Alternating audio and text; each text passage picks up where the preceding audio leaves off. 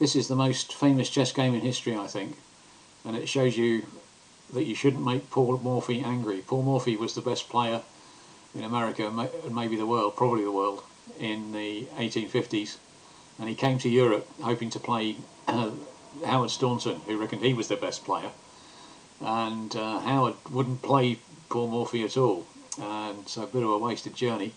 And Paul Morphy spent his time going around Europe beating everybody else and showing what a great player he was.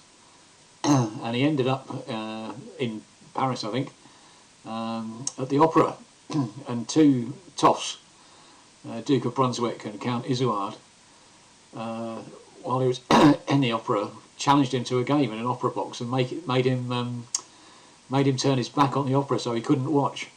So I imagine he was a bit cross, but this is how Paul Morphy plays when he's angry. So this opera box game started with e4 by white, e5 by black, knight f3 attacking the pawn, defends the pawn with d6, not very kind to that bishop on f8, but d4 opening up the centre.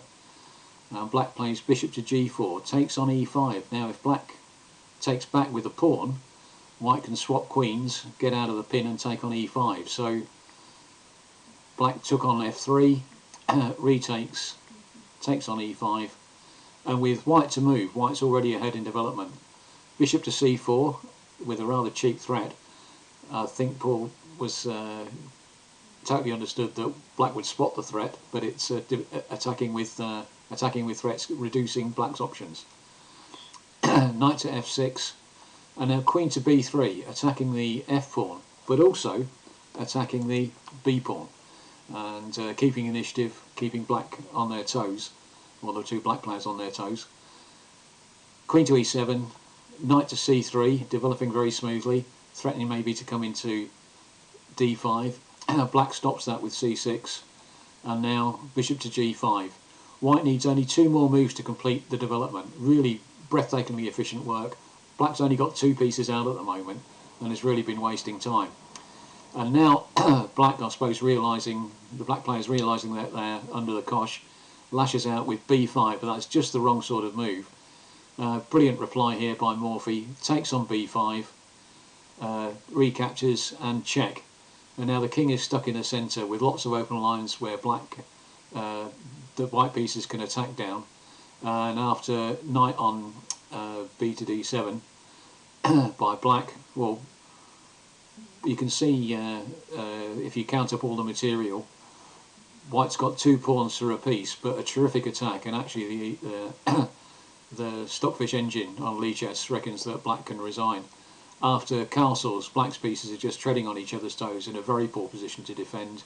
And after rook d8, Paul Morphy showed why he was the best player in the world. Takes on d7, and rook takes back on d7. You can't take back with the knight because of the take back with the knight because the queen will be hit. Can't take with the king, that's illegal.